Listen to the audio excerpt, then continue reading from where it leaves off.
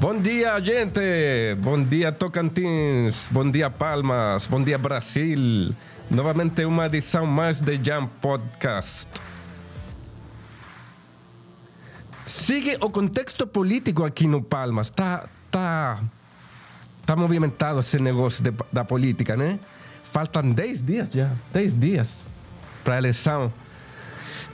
Então estamos aqui contribuindo para o povo se informar. É importante, gente, se informar da política local. E nada mais, nada menos que temos uma convidada hoje que vou apresentar para vocês. Ela é candidata ao Senado pelo Partido da Mulher Brasileira.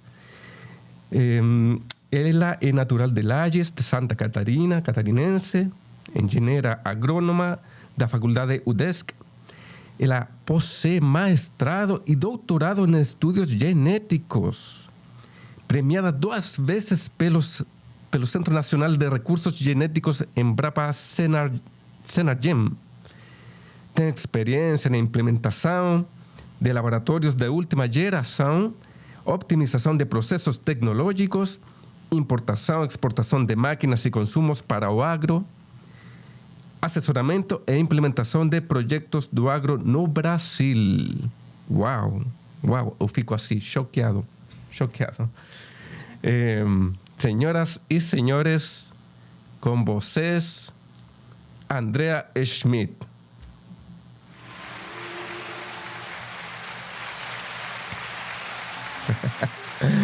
Seja bem-vindo, Andrea. Aberto o microfone para você. Bom, primeiro, bom dia. Gostaria de agradecer muito pela oportunidade de estar aqui.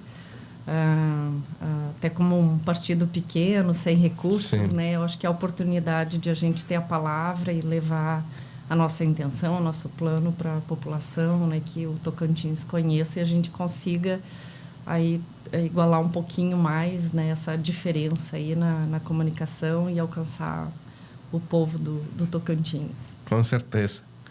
Eu já tinha experiência no Partido da Mulher Brasileira entrevistando a Iet como candidata a deputada federal. Sim. Uhum. Aí ela me aclarou uns conceitos que eu perguntei. Por exemplo, o Partido da Mulher Brasileira é só mulher? Não é assim? Sim, não. O nosso partido, né, a nossa chapa é composta por mulheres para Senado, para federal, estadual, né? Tá bem uma composição bacana, mas tem homens também, não necessariamente só mulheres. É bom. Porque aqui no Brasil tem 50 e pouco por cento mais, 52% acho que de população de mulheres. Então é importante essa participação também na política. O que você acha um pouco da política, vamos falar tocantinense? Que percepção você tem da política tocantinense? É um pouco complexa, né? Mas eu, até em outras oportunidades que eu tive de falar, eu tive a liberdade para expressar, né, a minha preocupação, principalmente. Primeiro que eu acho assim que o povo poderia participar mais, né, da vida política, conhecer melhor os seus políticos, conhecer os seus planos, ajudar a fiscalizar os projetos, né, e onde esse dinheiro está sendo aplicado. É um direito nosso, né? E eu costumo sempre dizer que os políticos são nossos funcionários, né? Então a gente coloca eles lá para eles trabalharem, né, e fazerem um bom trabalho em prol da população e do Estado. Mas, infelizmente, não é isso que nós vimos, né? É muito interesse próprio, né, dos candidatos. É claro, não dá para generalizar, né? Tem pessoas do bem, mas é uma coisa cultural, né, que está tomando conta do Brasil, né, e não seria diferente no Tocantins. Então, eu gostaria muito de ver esse movimento das pessoas se interessarem mais, participarem mais e ter uma plena consciência de que aquele político que está ali comprando voto, dando algo em troca, a partir do momento que a pessoa aceita essa troca, ela não tem mais o direito de cobrar desse político. Pois é. Ele não se sente mais na obrigação de dar essa resposta para a população. Então, eu acredito muito numa virada, né, de a população ficar bem consciente, ter essa consciência de que se o político está ali oferecendo dinheiro, oferecendo tijolo, areia, o que for, ele está comprando o teu voto e o teu direito de reclamar depois. Pois é. Uma mensagem. Povo, voto é segredo. Não é segredo, é segredo. Então você tem que votar a consciência.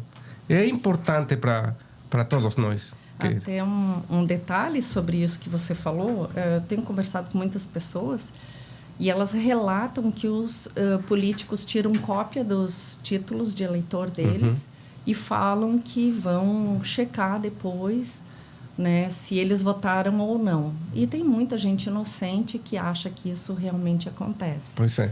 Então, eu acho que essa consciência de que o voto é secreto, que independente de qualquer coisa, as pessoas podem chegar lá e votar no que elas decidiram. Não tem que ficar atrelada, preso a qualquer político que seja. E agora que tem esse negócio de caixa, como uma caixa eletrônica, né? Isso. Aqui é uma mudança no Brasil, é novo. Então, acho que o povo vai ficar assim preocupado com esse questionamento. Será confiável votar nessa caixa eletrônica? Dá para muita coisa, né? Dá para pensar. Na verdade, assim, né? Eu sei que hoje a gente, com essa perda de liberdade que nós estamos tendo, a própria STF, né, a Justiça está comentando que se alguém duvidar das urnas eletrônicas pode ser preso. Né? Essa semana a gente viu uma pessoa chamar, né, o nosso ex-presidente, né, que foi que deveria estar preso, né, chamou de ladrão e essa pessoa, esse cidadão de bem, foi preso. Então, assim, nós estamos perdendo a nossa liberdade e estamos deixando. E quanto às urnas, daí eu questiono, né? A gente não pode falar, talvez isso, né, venha causar algum impacto aqui na minha comunicação, mas eu acho que a gente tem que se encorajar, tem que falar, enquanto a gente ainda consegue, né? Então, acho que é bem importante esse movimento. E assim, se fala de muita segurança nas urnas, daí eu fico pensando, por que os grandes bancos, né, que se sentem inseguros e gastam bilhões por ano com segurança, né, nos seus sistemas, como que a nossa urna é tão segura assim que ninguém consegue mexer nela? Então, é muito questionável. E uma coisa que eu gostaria de falar também é sobre o voto impresso, né? Então, muita gente é contra o voto impresso, achando que a pessoa vai ficar com aquele recibo na mão e o político vai ter como cobrar dele, olhar para quem ele votou. E não, ele vai conferir, né, vai ficar numa caixa transparente, ele vai olhar o resultado que está impresso e vai dar ok, e esse recibo cai dentro da caixinha e ninguém vai ter acesso. Só caso tiver precisar de uma recontagem, ele vai ser aberto. Mas assim mesmo é secreto. Então, as pessoas têm que perder esse medo, sabe? E pouquíssimos países, acho que 3 apenas, não têm o voto impresso. Um deles é o Brasil. E isso é um perigo, no meu ver. Vamos olhar o que acontece, então. Andrea, eu quero falar uma coisa. Eu acho que tenho certeza que você acredita que o seu trabalho é um grande aporte no agronegócio, né? E esse aporte pode ser maior ainda como senadora? Você acredita que pode ser maior? Isso em nível de Estado, né? Claro que a posição do senador, ele vai estar lá dando respostas que vão impactar o Brasil inteiro, né? Então, é uma decisão em conjunto, né, com os outros senadores, com a Câmara dos Deputados Federais, né? Então, passa pelas casas, né, pelas aprovações. Mas para o Estado, falando especificamente, o Tocantins é uma das últimas fronteiras agrícolas do mundo. Então, o agro, ele está vindo forte, vai se fortalecer, né? E para isso a gente precisa de um bom planejamento e investimentos, né? Então precisa de infraestrutura, principalmente, né? Porque a gente tem problemas com estrada, com pontes, né? Eu tenho uma pequena propriedade no entorno de Palmas e sei como que é a dificuldade. Então, sim, é feita uma ponte, né? Provavelmente, se a gente for buscar com muito recurso, mas quando passam algumas máquinas durante um plantio, ela desmorona, ela quebra. Não dá conta. Então, a gente tem que pensar muito, fazer esse planejamento de ter uma infraestrutura de qualidade, fazer um planejamento bom para que dê fluxo para tudo, né? Então, de forma que o grande produtor, o médio, o pequeno, aproveitem desses recursos, né? E que, claro, sempre esses recursos venham, né? Que é uma função do Senado também, de fazer essa aprovação de orçamento para vir essas obras, esse desenvolvimento, né? Mas ele acompanhar, fiscalizar e garantir que esse dinheiro, esse recurso vai ser mesmo aplicado aonde se deve e não vai se ter desvios, né? Então, sim, é bem importante a fiscalização também para que a coisa funcione bem. Sim. Já o presidente Bolsonaro falou na ONU que o agronegócio do Brasil é muito importante. Ele dá alimento para milhões de pessoas no mundo. Bilhões de pessoas. Isso. Então, você tem uma trajetória muito importante na agroindústria. Eu quero perguntar para você, que tecnologias são aplicadas hoje para um fazendeiro ter segurança na produção? Hoje, o Brasil ele está muito tecnificado. Ele está indo muito bem, né, na parte do agro, né? Então, hoje se diz que os interiores estão mais tecnificados que as cidades, né? Então, o Brasil tem um potencial enorme, né? Um povo trabalhador, criativo, né? E isso, a tecnologia está ajudando muito, né? Então, por isso esse interesse também do nosso presidente, né? Em melhorar a internet, né? Porque hoje as máquinas são dirigidas, autônomas. É impressionante, né? Isso. Então, a pessoa vai dentro apenas para fazer algumas tarefas, né? E acompanhar, mas é tudo muito preciso, né? Sim. Então, todas as linhas de plantio, elas são exatas, tudo por GPS, né? Então, um controle tecnológico muito bacana. E eu acho que isso faz com que o país avance rapidamente, né? Mas nós temos uma preocupação aí, né? Ao mesmo tempo que tem muita tecnologia, por exemplo, a pulverização hoje por drone, né? É um exemplo. Então, tem muita tecnologia, tem acesso, né?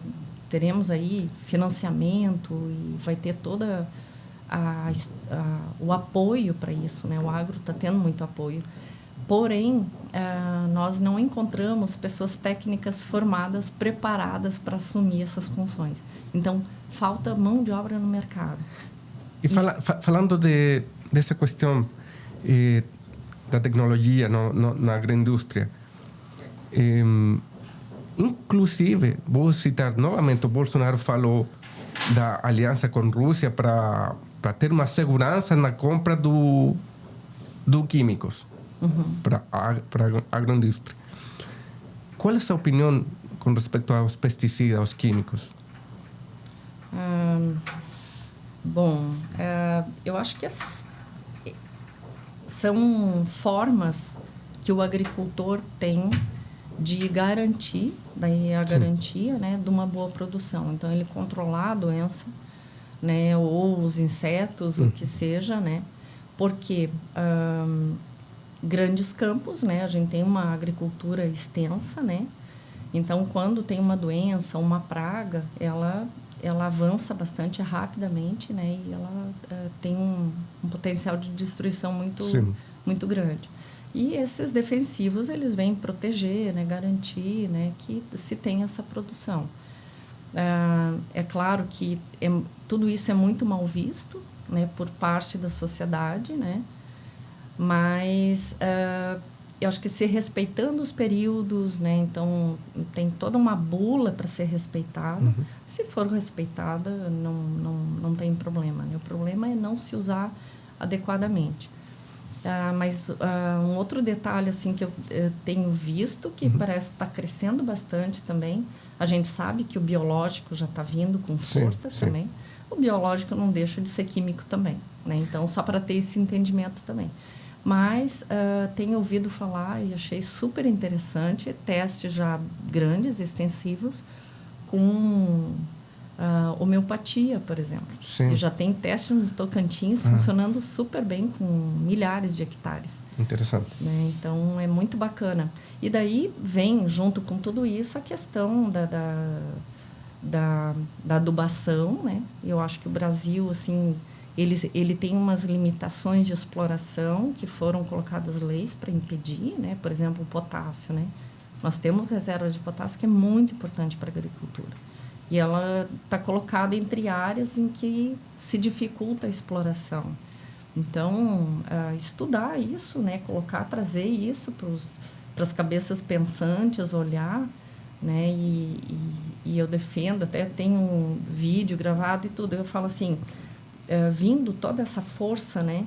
A gente tem que ter um planejamento sustentável, né? A gente usa o sustentável porque está lá, está protegido, não pode mexer, mas a gente precisa, é uma questão de segurança alimentar. Sim. É questão de trazer o alimento para o mundo, não Isso é o Brasil, é o mundo. Isso aí. Então, flexibilizar um pouco mais isso, estudar a fundo qual vai ser o impacto, onde a gente pode amenizar mais as coisas. Então, sustentabilidade no agro é uma coisa muito importante, chave, né? Você acha que norte do Brasil, norte do Nordeste, pode chegar a ter maior potencial na indústria alimentar mundial? Ou ainda está assim baixo? Eu acho que pode melhorar bastante, já tem muita coisa, né? A gente não tem muita noção, mas o Nordeste exporta, né? E imagina, ele fica muito mais próximo dos países e o calor, o próprio calor, ele pode produzir o ano inteiro. A limitação à água já não está mais sendo limitação, né? A gente vê Israel aí, que é um super deserto. Sim. E tem produções incríveis, né? E a tecnologia, mais uma vez, é a tecnologia. Por isso que eu acredito muito na tecnologia. Ela ajuda em todos os sentidos, né? Com certeza. Então, vamos falar de você um pouquinho. Sim. Qual é a sua maior paixão na sua vida?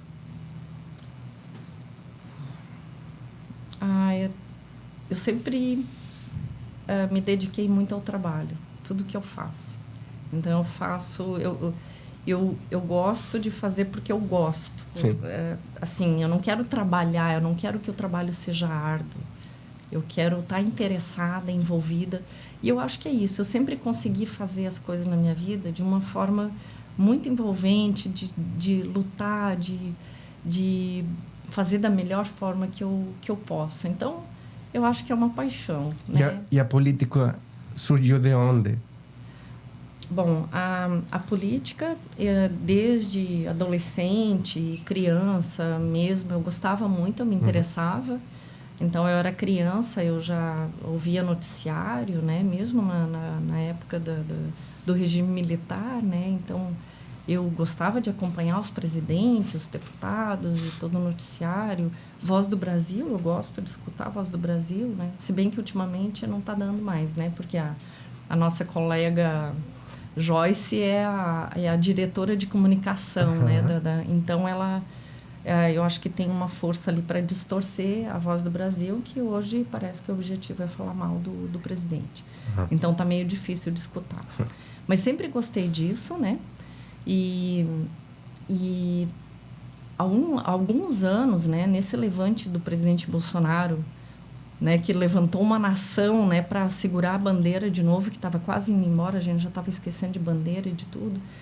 Então, com isso, veio essa vontade de realmente acompanhar a política, né? Eu sinto que a gente deixou por décadas largado nas mãos de gente que a gente acreditava até, acho que a maioria da população achava que seria um bom governo, que, né?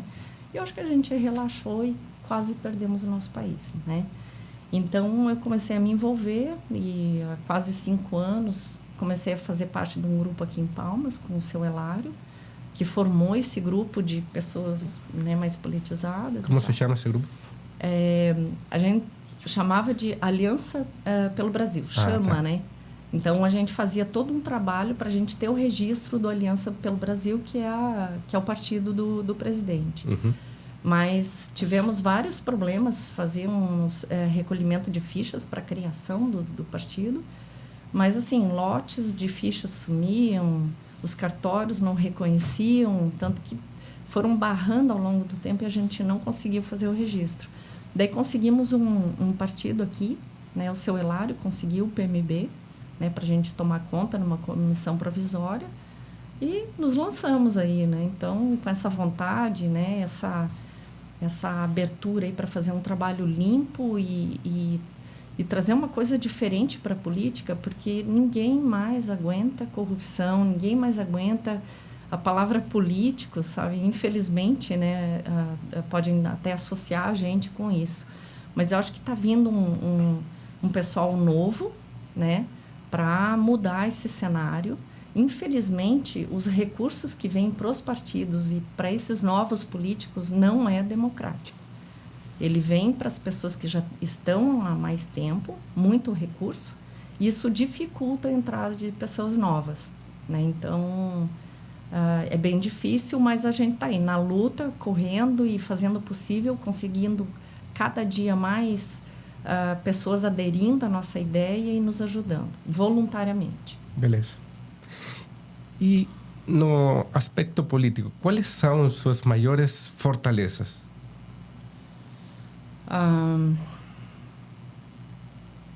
Alguém tentar comprar a minha lealdade à nação ou tentar abalar ou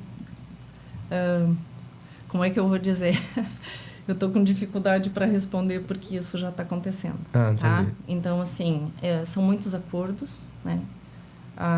Quem está lá há muito tempo no poder não quer sair, né? Sim. E é muito desagradável quando as pessoas acham que podem chegar e fazer qualquer negócio para conseguir se manter no poder, que cada pessoa tem um valor. E eu acredito muito nisso, desse pessoal jovem não ter esse interesse. Então, ter essa fortaleza de qual for a proposta, dizer não e se manter firme no plano, né, que a gente tem para o Estado e para o país. Entendi. E falemos no contrário. Quais são os seus maiores medos para a política do Brasil? A que mais me preocupa hoje, e foi uma das coisas que eu tenho me envolvido muito ultimamente, com movimentos e tudo, é a perda de liberdade. Né? Eu acredito que uma boa parte das pessoas não estão conscientes, elas acham que continua tudo bem, mas a gente vê a cada dia a restrição que a gente vem sofrendo.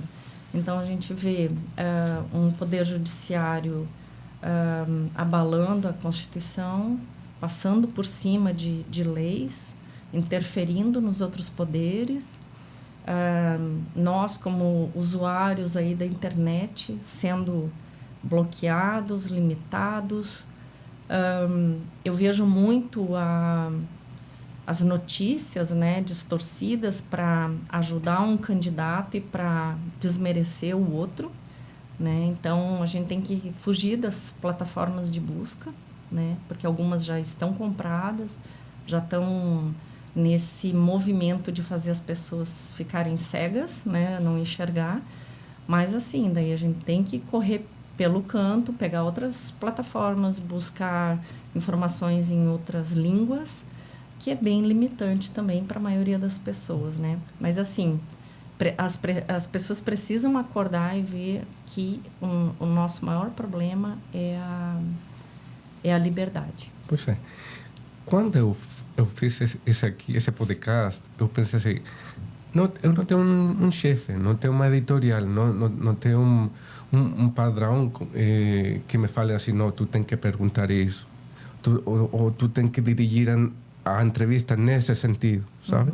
Porque eu tenho a liberdade de expressão e o convidado também tem a total liberdade de expressão, sabe? E isso tem que evoluir, tem que se expressar na população. É tudo muito direcionado, né? Tudo direcionado. A gente vê que tem um plano e as pessoas acreditam. Tem alguns movimentos da mídia que até a gente que está bem consciente, que lê, que se informa, às vezes abala. Pensa assim, não, mas espera aí, como assim? Então, se a gente abala, imagine aquela pessoa que tem pouco acesso à informação, né? Ela vai.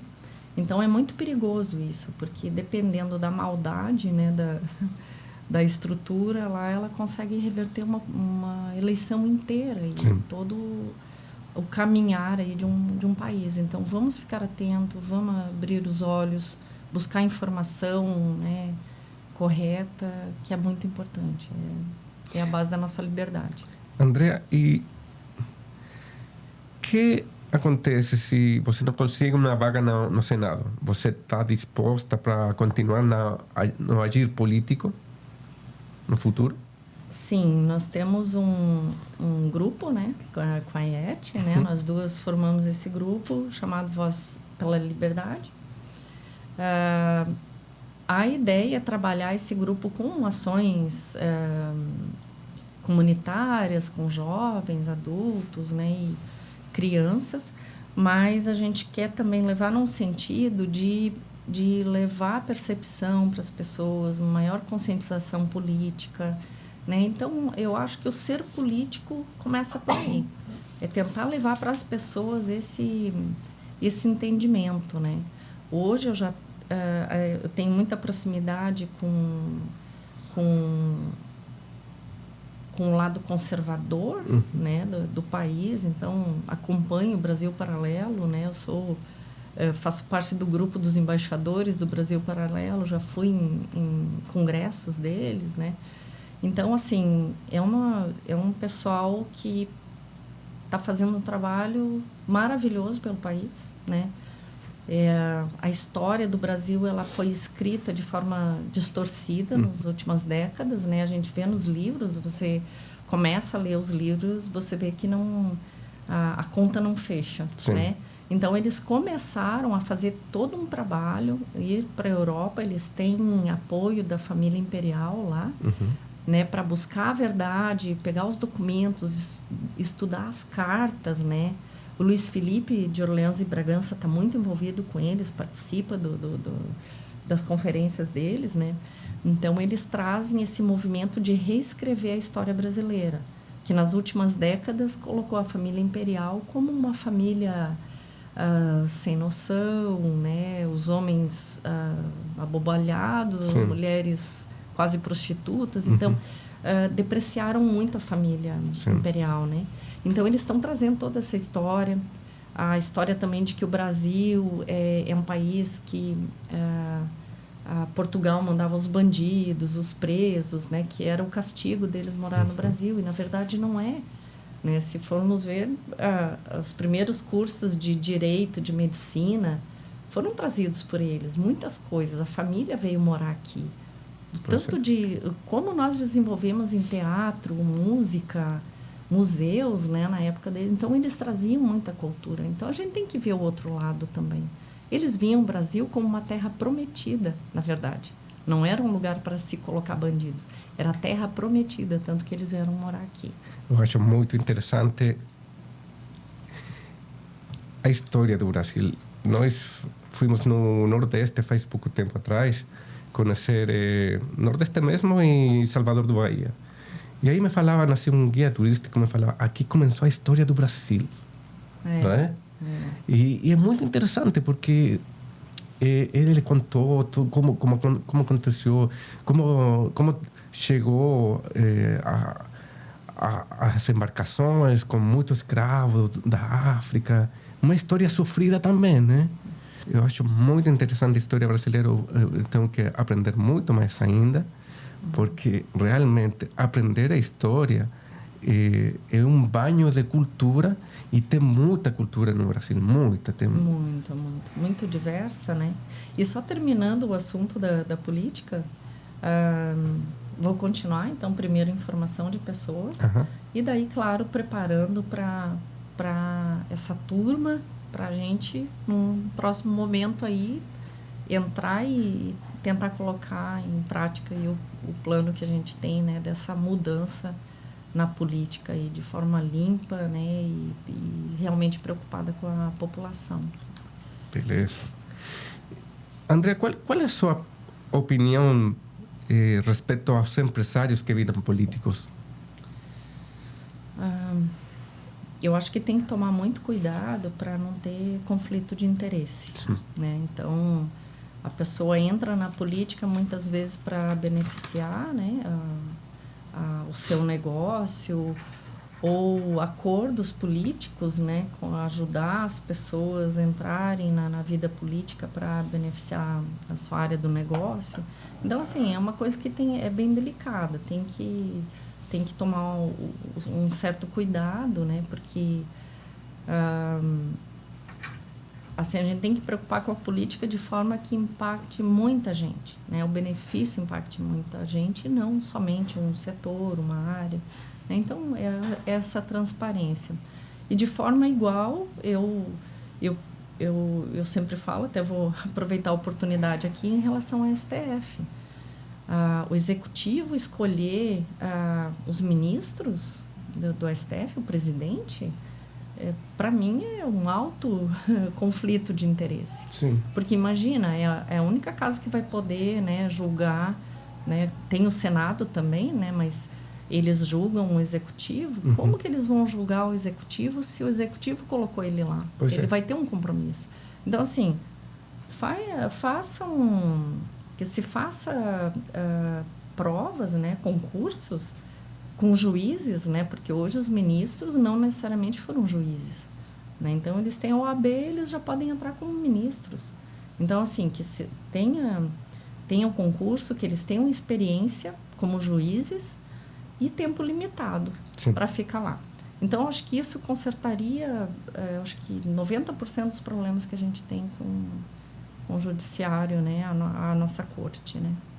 E como senadora, quais seriam seus maiores focos, suas bandeiras de defesa?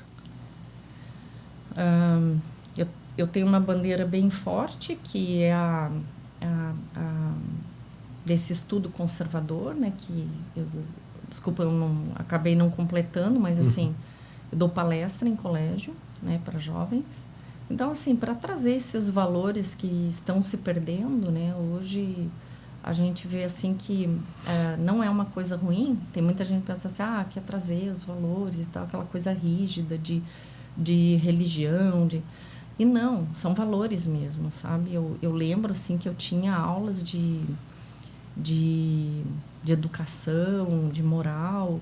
Então, assim, isso para a formação do jovem é essencial, né? Então, hoje a gente não dá mais atenção para isso. Então, os jovens, não que sejam ruins ou se percam e tal, mas o jovem, ele gosta disso. Ele gosta de ter essa trilha pré-formada para ele caminhar, entende?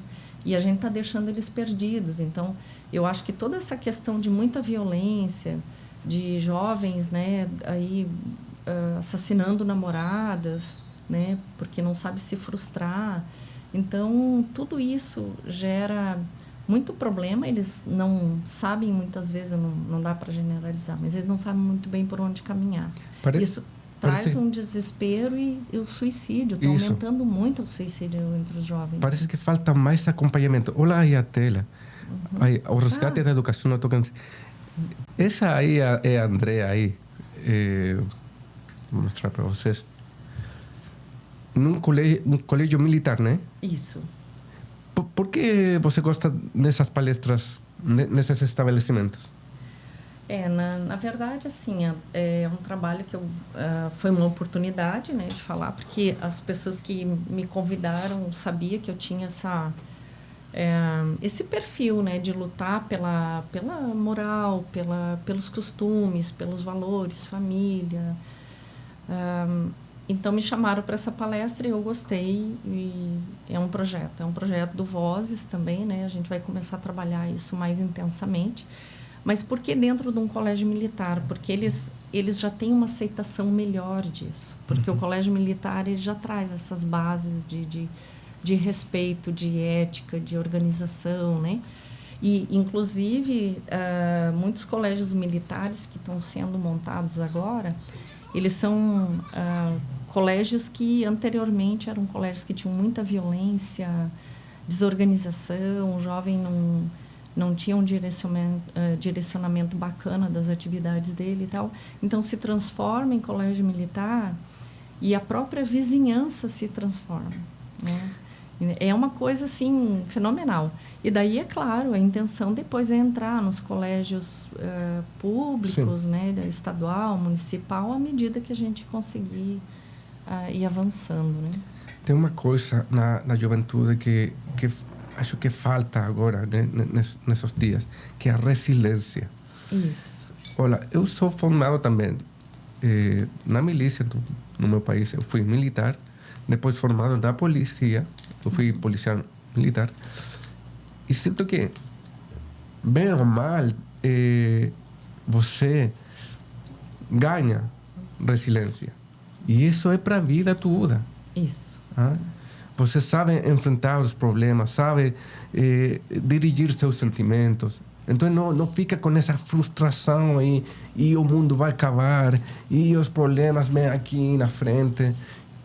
Então os jovens devem ter uma formação assim para ter melhor controle da vida deles, né?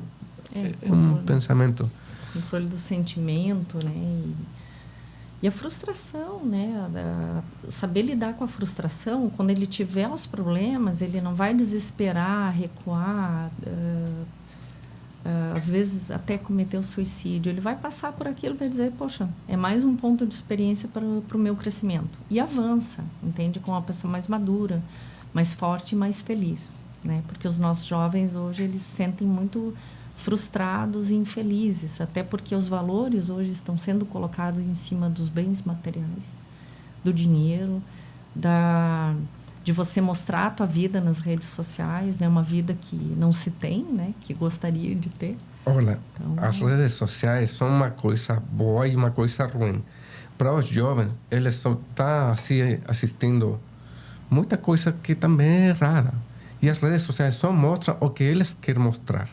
Entende? Isso. Aí tem muita coisa que errada, muita mulher pelada, muito carro bonito, muito dinheiro, muito luxo, mas são coisas supérfluas, sabe? Agora que estou aqui fazendo conteúdo para as redes sociais, eles têm que saber dirigir o que assistir, porque tem conteúdo bom, conteúdo ruim. Então aí tem que saber classificar. Até é um ponto que eu falo nas palestras, é sobre essa questão também hoje o jovem ele está sendo padronizado no mundo todo. Então tem uma moda, né? Então a moda pega no mundo todo. E às vezes eu fico pensando assim, eu vejo jovens, meninas, meninos bonitos, sabe, uma beleza extraordinária. E eles vão lá, eles se transformam, né? Por exemplo, muda a sobrancelha, muda a boca. Então, assim, parece que não há mais uma aceitação deles próprios, sabe? Isso é porque está de moda das redes sociais. Então, assim, eles estão ficando iguais, né? Tem momento que eu olho as meninas assim, eu digo, meu Deus, elas estão iguais, entende? Então, assim, vamos valorizar mais essa diferença, né? Eu sempre ouvia nas minhas disciplinas, né, que eu tinha de educação moral e cívica, eu lembro muito bem da professora, ela falava assim, não existe ninguém igual a você, né? Então, assim, a paixão da minha vida, né, que eu falei que era o trabalho, é o DNA, né? E é isso que traz essa diferença. Por isso, o DNA, para mim, o meu trabalho é uma coisa fenomenal. Pois é. É isso. Todo mundo é diferente. Todo mundo tem um DNA único. Irrepetível, né? Eu digo, né, para mim, uma das coisas mais divinas é o DNA, porque a gente tenta trabalhar, inclusive, mudar ele, muta, transporta, corta. Vai chegar um momento que ele vai reagir e vai mudar aquele padrão que você quer. Então, é uma coisa fabulosa, né? Beleza. Andrea, aqui no Tocantins, no Palmas, tem muito empreendedor. E que você falaria para esses empreendedores que estão começando e que têm um sonho de sucesso? Fala aí para eles. Que mensagem você daria para eles, segundo sua experiência? Eu tenho muita expectativa em cima do Estado. Tocantins tem um potencial enorme, né, para produção, para turismo. Tem uma população extremamente agradável, de boa convivência. É extraordinário isso, né? Eu acho que eles ainda tem muito problema ainda para enfrentar em relação a gente vê muito em relação a impostos, né? Então, o Tocantins, os estados em volta, normalmente os impostos são mais baixos.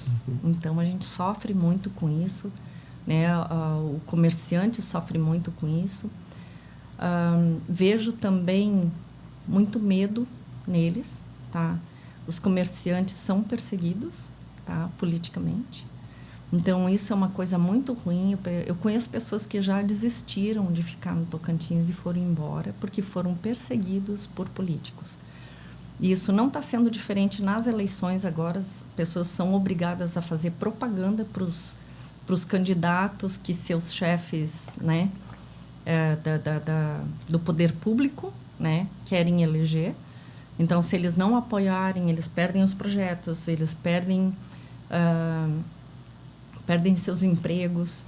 Então, é uma situação muito difícil. Uma outra coisa que acontece, que é bem forte aqui, vários órgãos deveriam estar abrindo vagas para concurso.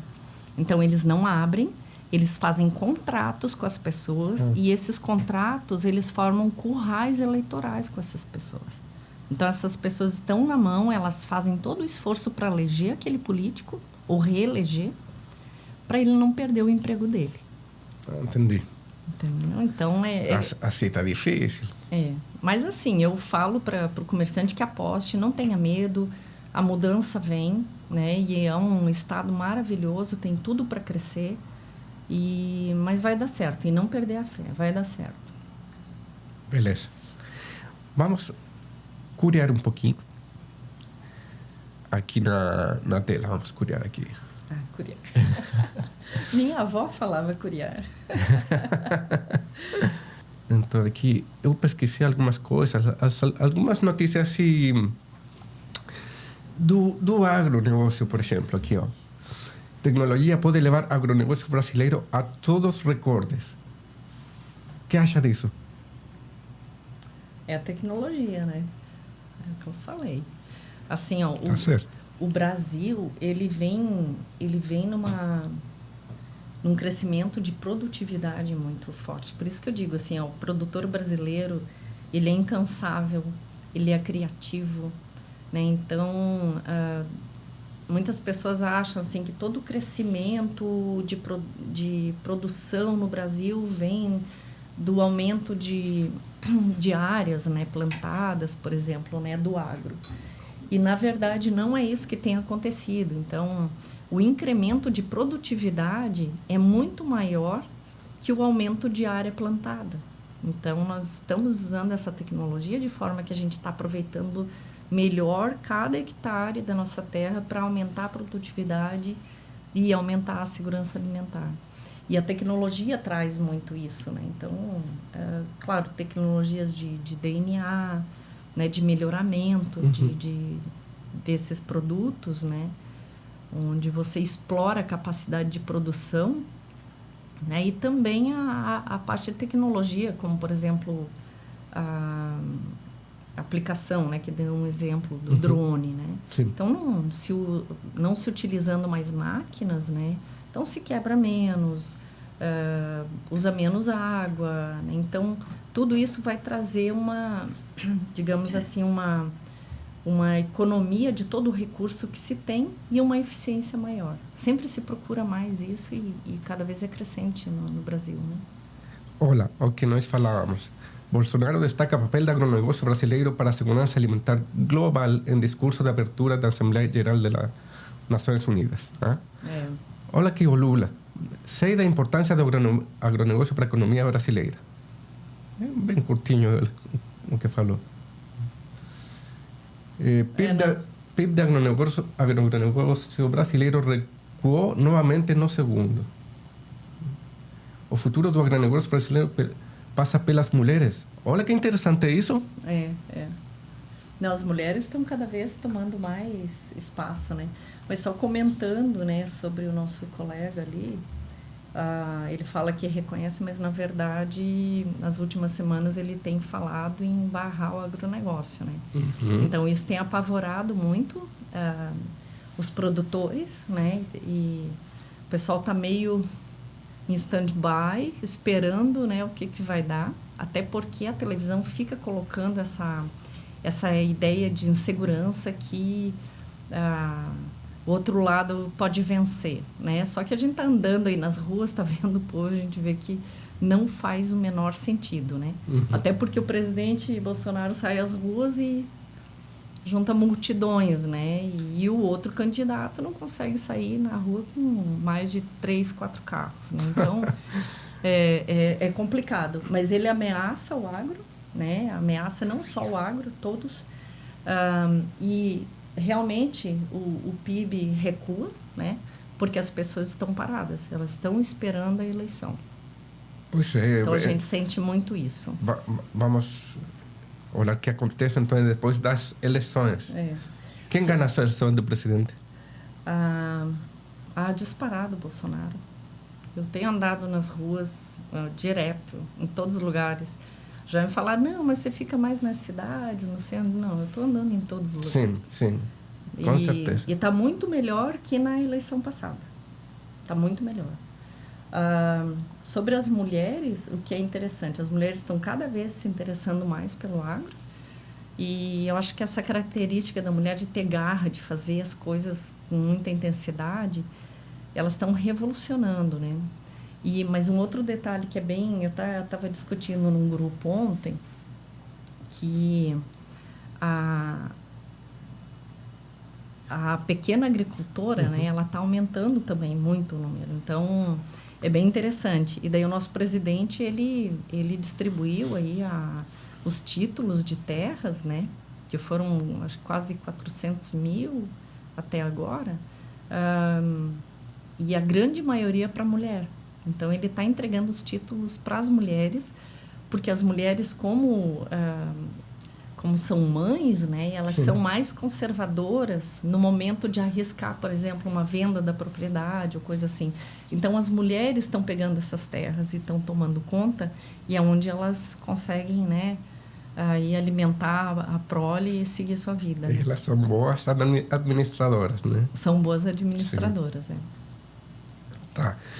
Então, a última coisa, Andrea, tem um minutinho aí para falar alguma coisa e convencer o povo por que o povo tem que votar pela senadora Andrea Schmidt?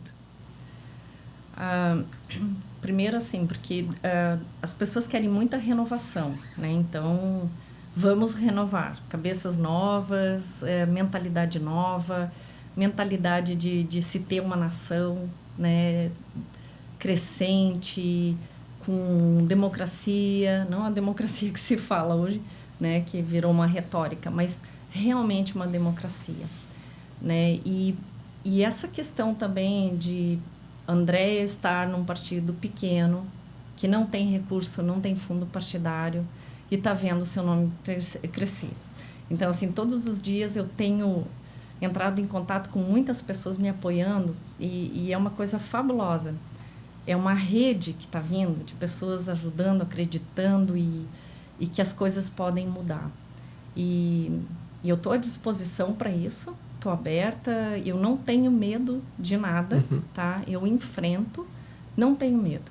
E a gente não pode ter medo. Tá? As pessoas estão tendo muito medo e é o medo que faz com que a nossa democracia acabe. Então, vamos fazer um levante, vamos nos mostrar, vamos acreditar que pode acontecer. Então, isso eu falo em meu nome. Uma política nova, limpa, incorruptível e que quer mudança. E que espera pela ajuda aí da população. E quem sabe, se isso acontecer, imagina a revolução que vai dar uma pessoa que saiu sem ser conhecida pela população e conseguir alcançar uma eleição sem dinheiro, né? Com recurso próprio, o pouquinho que tem. Né? Então, acho que é isso aí. A boa intenção, eu estou aqui à disposição e muito bem intencionada para ver esse país crescer, essa nossa nação ir em frente e o estado do Tocantins, principalmente. Beleza. Ganhou aplauso, né? Obrigada.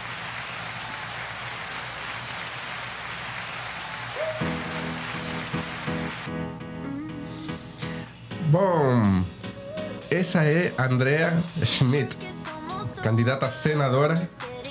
Ei, não falamos o número da candidatura. Ah, é mesmo? Sim. Andrea Schmidt 353, PMB, Partido da Mulher Brasileira. 353. Isso. Beleza. Andrea Schmidt 353, Partido da Mulher Brasileira. Com força, com coragem, com entusiasmo. Gostei. Você tem muitas ideias inovadoras. Bom, obrigada. Obrigada a todos aí, um bom dia. Obrigado por aceitar nosso convite aqui no Jam Podcast. É a quarta convidada já. E seja bem-vinda outra vez, mas como senadora. Se Deus quiser. Muito obrigada aí mais uma vez pela oportunidade. Pessoal, vamos lá. Vamos pensar, ter garra nessa eleição aí e acreditar que vai mudar. O Tocantins é um estado maravilhoso e vamos acreditar e apostar nele. Vamos, mudança, gente. Queremos mudança. Beleza. Muito obrigado, Andrea. E, gente, sigamos essa campanha aqui de a liberdade. E esse podcast é liberdade. Aqui não temos que dar conta a ninguém. Não temos que dar conta na Globo, nem a nenhuma cadena. Somos independentes. Por isso, curta o canal, compartilha e a gente vai ter muito mais conteúdo e convidados de qualidade como Andrea Schmidt.